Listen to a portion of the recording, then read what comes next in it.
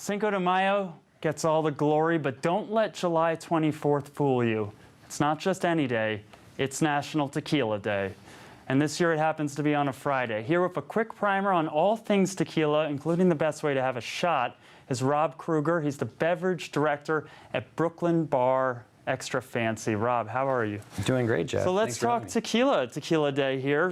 First off, how do you like to drink your tequila? Well, I like to drink my tequila neat almost all the time, or in a cocktail. Margarita's most popular cocktail in the USA. People do it as shots, maybe with a bite of citrus and some salt. That's not really necessary because the flavor's already in the bottle. In the Citrus, better spice, brands. all those things. That's for sure. If you're but why would you drink anything else true. than the better Fair enough. brands? I was just thinking back college flashbacks where, we didn't have this stuff. But there's a lot of different types of tequila there. So what should you be looking for when you're ordering tequila in a restaurant? First of all, you want to look for 100% agave. 100% blue agave is the marker of a good tequila. Brands like Patron, everything they do is 100% agave.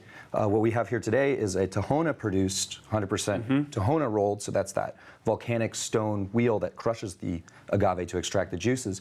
So either Tahona or roller mill production, you don't want to drink something that seems like it came out of a gasoline plant, basically. And now about the shots. The classic is you lick the salt, you drink the tequila, you take the lime.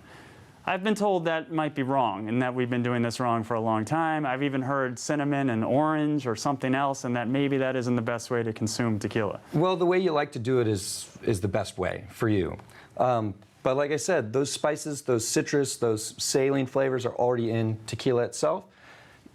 In a good tequila, you're not going to have to mask the flavor. You're not going to be hiding it behind a lime, trying to get that flavor out of your mouth. So you don't want to do that to take away the experience. Yeah, because the tequila, especially something with some age, like a reposado, it's got a long finish. It's got some thought put into it. It really has some. Now, are certain tequilas here better for cocktails than others? Are there some you want to drink neat and there's some you want to have in cocktails or make margaritas with? Well, every tequila is going to have a different profile. I always want to stick with 100% blue agave for making cocktails or for drinking on its own. But everything has a different profile, whether you're talking about a Blanco, which is an unaged, or a Reposado, which is a lightly aged, or Añejo, or Extra Añejo, which are older and much older tequilas. Those generally get to be pretty expensive. You want to be very careful if you're putting those into a cocktail. You don't be dumping that in a margarita blender. Not unless you're having a really big party. Okay. All right, it is National Tequila Day, and you have a drink for us. Tell us about what you got going on here. We're doing a cocktail called El Khalifa. It's based on kind of the North African culinary contributions to Mexican cuisine. We've got Patron Roco Reposado, the Citronge Mango, a little Amaro, fresh lemon, and cider. And we're going to serve it with a little Ras El Hanout salt, which is... So you got at least 4 different fruits there. Yeah. Cider, lemon, mango. Yeah. All right, so how do you put it together? So first we're going to rim the glass with salt. That's that spiced salt from North Africa. Fill the glass with ice, and then your Reposado tequila, and your mango liqueur, a little bit of Italian Amaro, and a touch of fresh lemon juice. And this we need to shake, which is the bartender's time to smile or reflect. Chit-chat. Chit-chat. Wink at somebody. The Italian liqueur is kind of a strong flavor, is that? Well, it just gives a little complexity. So tequila is complex on its own, but this gives a little sweet and a little bit of a herbal background. And then you have the cider on top there. That doesn't go in the shake?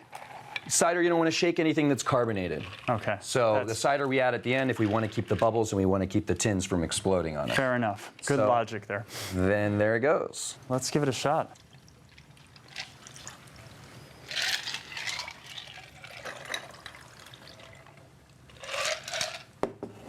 Okay, cheers. Cheers. Happy Tequila Day. It's good. So there's a lot going on there. A little savory, but definitely refreshing. A lot of work, but it's definitely a little splash of it's good for this apple cider. It almost nice and light. I can barely taste the tequila, but there's no, it's there. It's just better. I'm used to Jose Cuervo or something. So, you know, it's well, overpowering. You're reformed as of this July 24th. I'll never, you know what? I'll never be the same. All right. All right. Well, thank you, Rob. Thank you for having me.